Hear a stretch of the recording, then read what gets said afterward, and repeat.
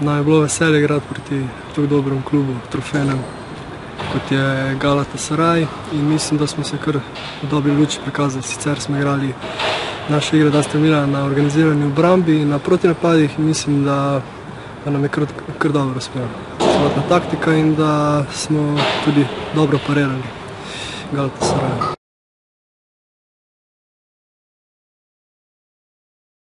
Z nekolikratnim turškim prvakom, tudi aktualnim, remizirati, mislim, da je to uspeh, ampak mi ne sme nas to uspadati. Mi imamo v nedeljo zelo pomembno tekmo proti Muri, katero moramo dobiti, in jaz sem prepričan, da jo tudi bomo.